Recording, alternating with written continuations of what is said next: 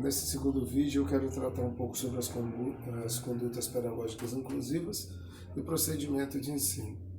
Mas quero falar antes que assim, eu tenho gravado muitas aulas e eu fico procurando um bom lugar no apartamento que eu moro aqui, em que o visual seja bacana, que não seja aquela coisa que muitas vezes para mim parece pedante de ter um monte de livro atrás. E aí, procurando um lugar, tem lugar que é mais claro, tem lugar que é mais escuro, então eu estava observando o vídeo primeiro que eu me movimento um pouco, mas não se preocupe tanto com isso, o que importa aqui é a ideia das condutas pedagógicas inclusivas, né? E o procedimento, como é que isso acontece. Porque uma coisa muito importante de ser pensada é assim, você que escolheu ser educadora, educador, você deve ter ou deveria ter uma predisposição à empatia, né? Porque se você é educador, você tem a preocupação na formação do outro. Nessa sua preocupação na formação de uma outra pessoa, de milhares de outras pessoas, a empatia é fundamental, porque sem ela fica muito difícil você ter uma prática que seja significativa. Você corre o risco de ser um dador de aula. E se você tem empatia, você já tem a predisposição à inclusão.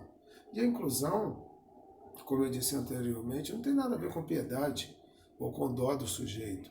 É participar daquele meio, né? Eu amo todos os meus alunos. É uma fala, na minha leitura, muito infeliz. Porque o amor é um processo de construção, né? E você pode até desenvolver, amar a parte das pessoas com quem você vive, mas amar todo mundo é bem complexo, bem complexo.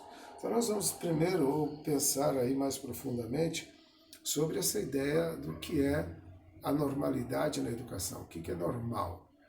Porque se eu pensar que tudo está normal, eu não consigo pensar na inclusão. Como eu falei no vídeo anterior, você tem uma situação de inclusão social, que é independente de qual a ordem social da qual você vive e vai trabalhar. É importante que você esteja naquele meio, não é que você tenha aqueles mesmos recursos, nem financeiramente que te dá um status de elite ou status de pobre, na verdade não é nem status, mas condição de pobre, mas o termo pobre, né, as pessoas não gostam da palavra, mas uma parte da população vive em profunda pobreza e pode ser que você seja um educador que vai trabalhar com essas pessoas. Então, se você chega lá, essas pessoas vão te ver inteira, não em partes. Então, incluir é se permitir participar daquele meio, não necessariamente economicamente, mas absorvendo, entendendo o que se vive ali. Eu tinha dito anteriormente que quando a gente fala, por exemplo, em patologias, nós temos a questão da identificação, e se você for para uma comunidade carente, identificar, passar por especialistas, hoje está cada vez mais comum, pais que conseguem correr atrás disso, mas muitas vezes você não tem essa clareza. Então, o conceito de normalidade tem que estar ligado também essa sua capacidade, não de psiquiatra, não de psicólogo, mas de sensibilidade de perceber a dificuldade do indivíduo, ou do ser humano, ou da equipe inteira da qual você faz parte. A inclusão é para todos. Então, pensando nisso, eu separei aqui uma série de condutas importantes que eu quero comentar com você aqui. Uma conduta muito importante: trabalhar de forma que favoreça a conduta da autonomia intelectual do aluno. Então, educar de forma inclusiva não é ensinar a reproduzir o que o professor ou que a professora diz, mas ensinar que esse indivíduo, que é esse ser humano, embora você pense criança, mas esse ser humano tem capacidade de desenvolver o intelecto e defender o que ele consegue pensar. Tomar decisões? Não. Aí é uma outra coisa.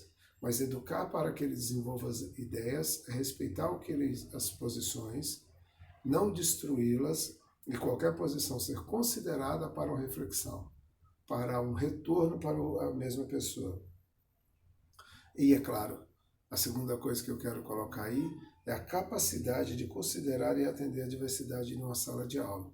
Eu sei que muitas vezes a gente fala, na minha sala tem 40 caras, como é que eu atendo essa diversidade?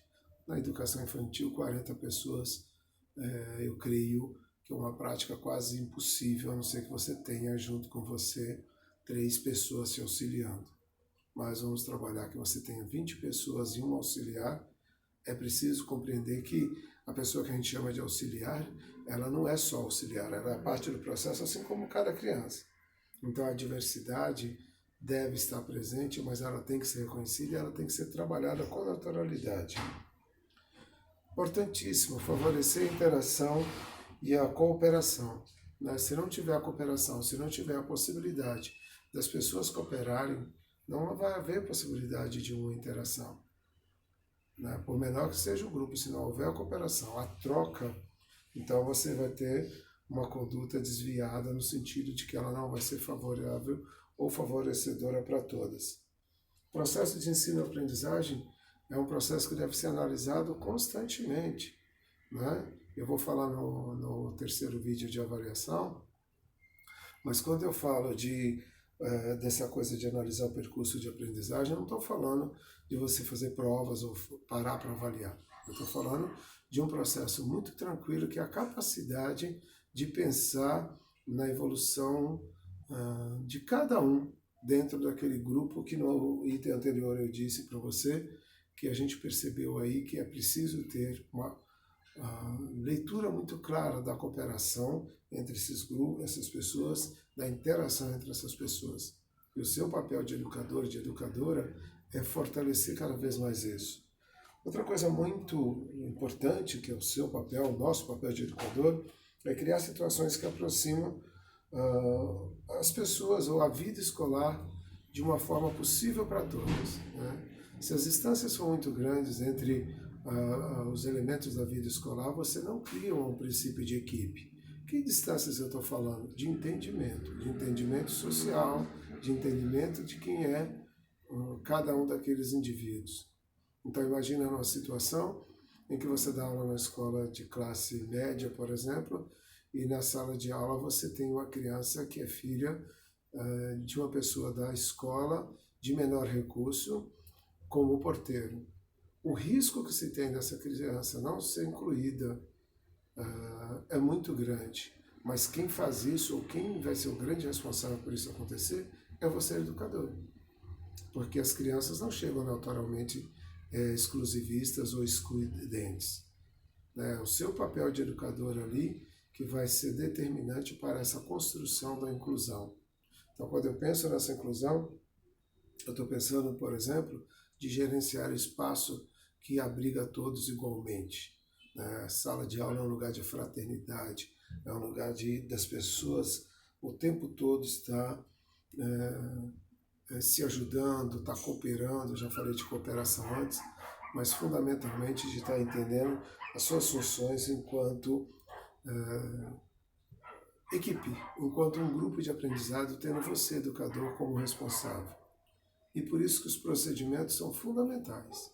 Então você precisa olhar para a questão dos procedimentos, né, que é a questão do PPP, Projeto Político Pedagógico da instituição em que você está. Então, nesse projeto político-pedagógico, você precisa considerar os elementos fundamentais que são as propostas de educação do país, o que é que o país propõe para educar as crianças. É preciso considerar as parcerias, quem é que está ali. Né? Então, a aula de inglês, ela não pode ser uma aula que está desassociada completamente ao seu processo de ensinar. Ele não pode ser uma coisa outra, tem que ser uma coisa também. Se eu considero dessa forma, eu não posso ter uma gestão escolar em que a direção ou os coordenadores entendem que o trabalho da sala de aula está distante da vida escolar ou da vida pedagógica. Não, eu aqui cuido do dinheiro, eu aqui cuido do receber, eu aqui cuido da merenda.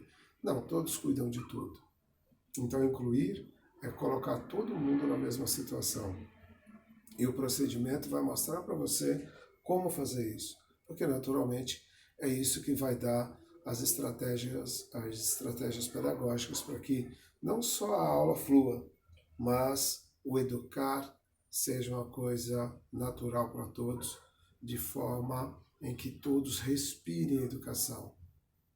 Então, em 92, os estudos da Universidade de Salamanca chegam à conclusão de uma frase que eu quero ler para você. A preparação adequada de todo o pessoal na educação constitui um fator-chave na promoção do progresso em direção às escolas inclusivas. Está lá, né, no Tratado de Salamanca, que vem aí permeando as ideias educacionais não só do Brasil, mas do Ocidente há várias décadas, na verdade, séculos.